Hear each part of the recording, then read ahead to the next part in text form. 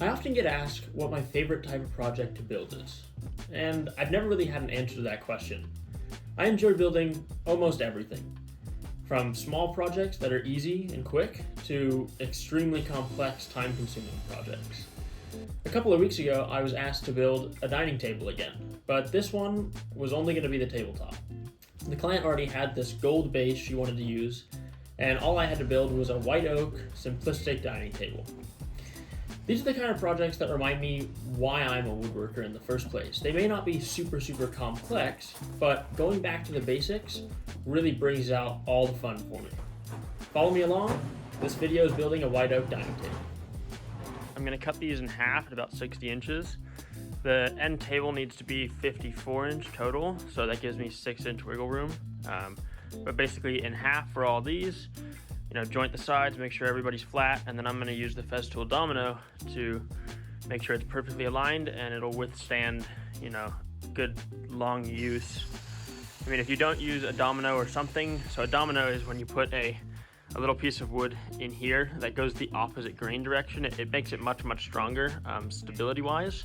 You can totally get away without putting one in, or putting a bunch in, except over time, it's not going to be as strong structurally as if you don't.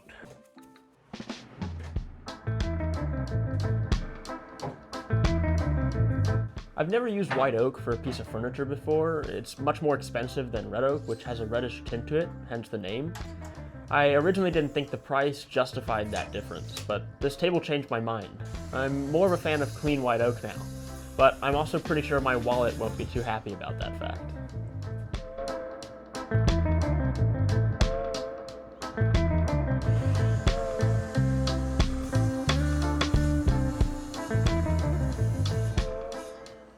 So it's supposed to rain here in the next couple days, for a couple days, and my shop floor, which is all just concrete, usually gets quite wet. And even if it doesn't get wet, overall concrete does allow moisture into wood if you store it just on the concrete. So I'm going to go ahead and stack all those boards onto my workbench because I'm done for today. And then when I come back, even if it's wet on the floor, they'll be perfectly dry because I just bought really expensive white oak, and I'm not about to let a bunch of moisture get in there and cause a bunch of warping. That'd be really bad.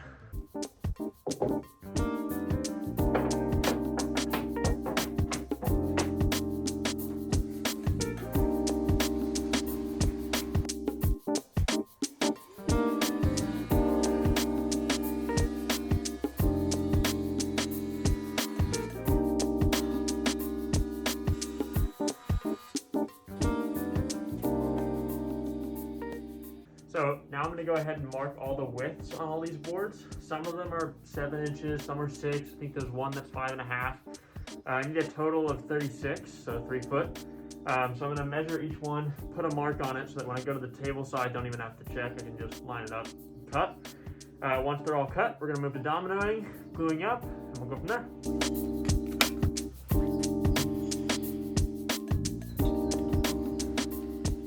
I first got into woodworking at the junior high, and there was always 2 tools we weren't allowed to operate.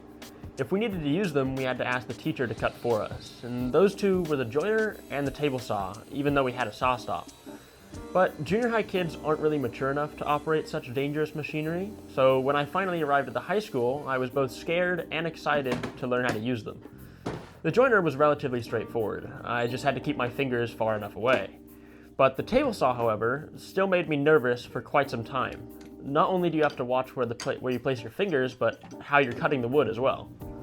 If done incorrectly, the blade can bind, shooting your workpiece backwards at incredibly high speeds. Eventually, I became comfortable with my cuts and learned how to listen to the machine and identify sounds that mean something isn't quite right. However, even though I may be comfortable nowadays, I make sure that I maintain a lot of respect for any woodworking tool.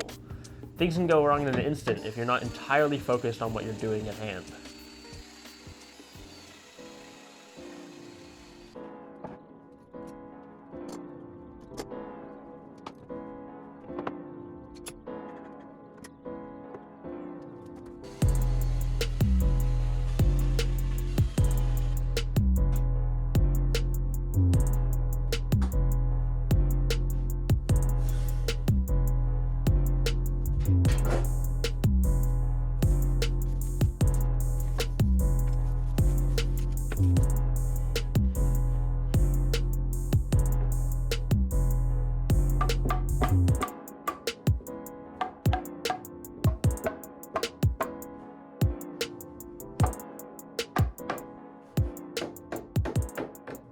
it's all dry fitted now.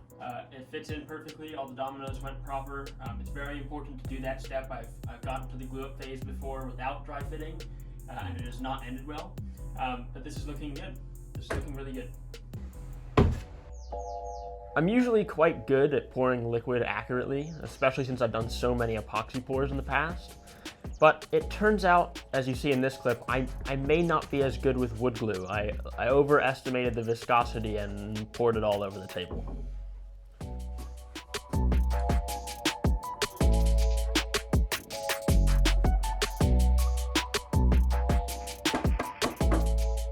Glue-ups of this size tend to be a bit nerve-wracking as it's difficult to work quickly with only one set of hands.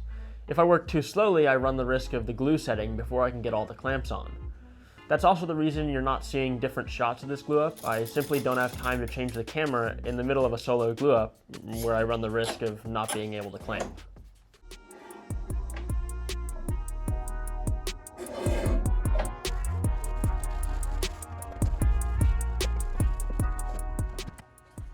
So it's all glued up and I'll let it dry for a day or two here. I was hoping to get a few more clamps on it, and I have 3 over here. That was gonna make like a total of 8. But when I was getting things ready to go, I realized that those are about 1 inch or 2 under the width of this table. So I obviously couldn't use those. So, I mean, I'm on 5 bar clamps, not too bad. It's enough pressure, I'm looking under and there's enough squeeze out. So it's looking good. The next step will be sanding this down to dead flat on the big speed sander. Yeah, let's let it dry for a couple days and we'll go to there.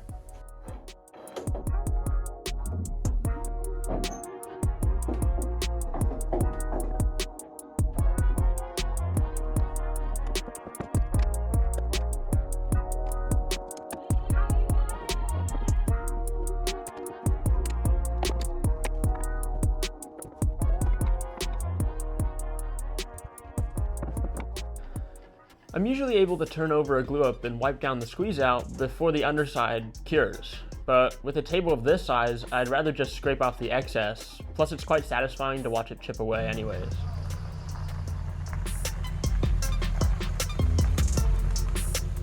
It was only a few years ago when I couldn't possibly carry a full sheet of plywood on my own. I only mention this because this tabletop was even heavier than a full sheet. I'm loading it into my truck and heading over to my former high school to use their speed sander and get a nice flat surface on both sides.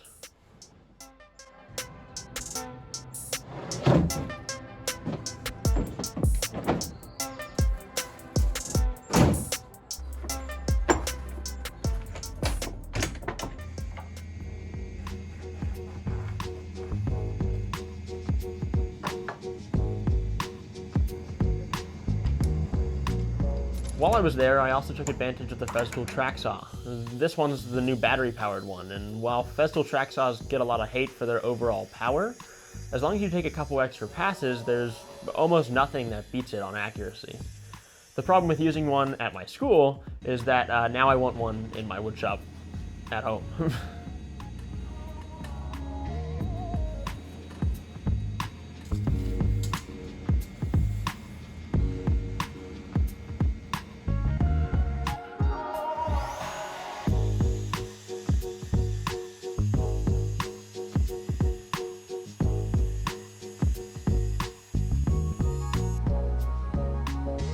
I'm super glad I thought to use a cart when speed sanding this table. The max width that the speed sander accepts is 3 feet or 36 inches, which might ring a bell as the tabletop is also exactly 36 inches wide. Had I chosen to carry it around by hand, not only would it be extremely tiring, I doubt I would have been able to align the top properly for each and every pass.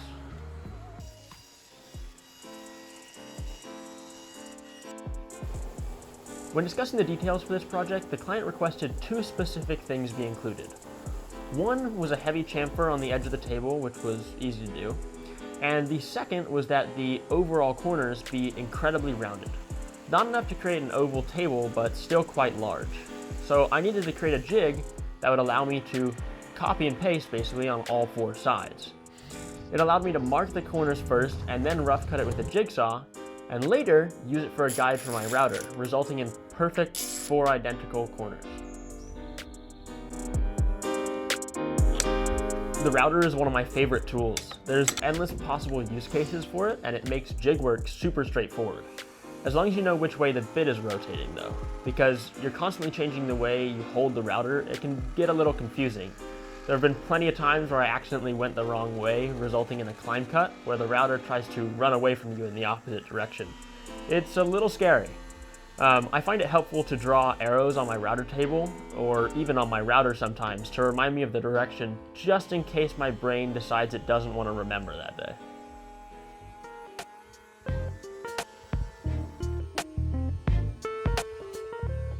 That's the one thing about the router.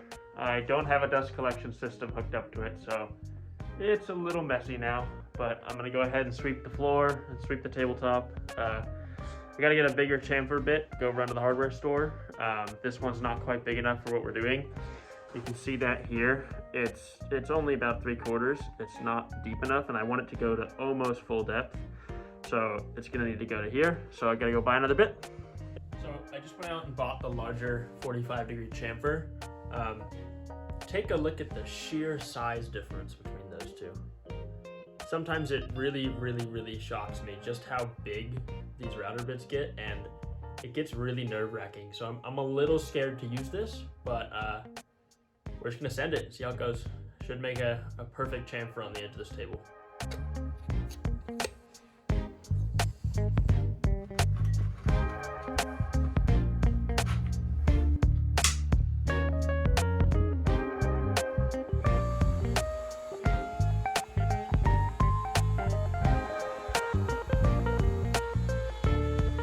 So I've gone ahead and put that bevel right on the edge, a big deep bevel there.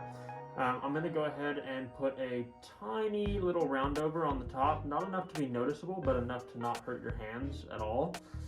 Once that's done, we're going to go ahead and put it on the base at the client's home to make sure it's exactly how she wants it. We'll bring it back to the shop, sand it, pop a clear coat on it, and we're done.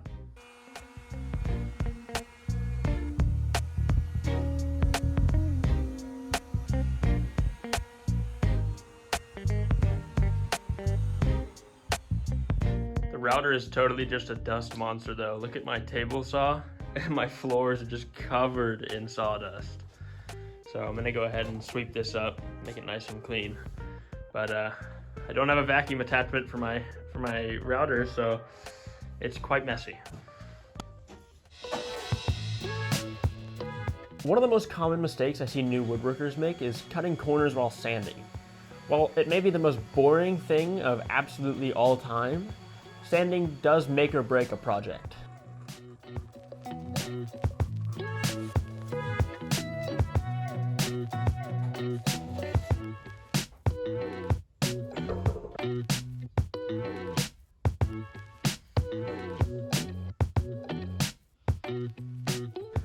Threaded inserts, on the other hand, are both fun to install and super useful. By screwing them in, you provide metal threads for the table base to be installed into. It makes life much easier for me when installing the table in the client's home, but more importantly, it makes it easier for the client if they're moving in the future. They don't have to worry about an attached table base that they can't fit through a doorway.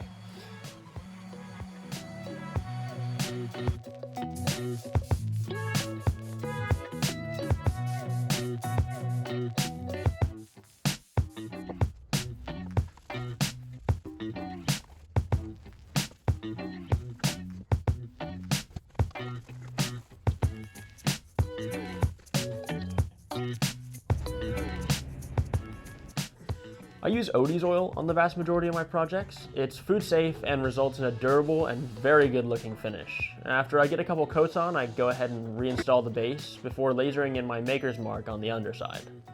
And that's a wrap for this table. Let me know what you think. I think the gold base really complements the white oak, and the client absolutely loved it. Don't forget to subscribe if you want to see more ZMD Woodworks builds, and I'll see you on the next one.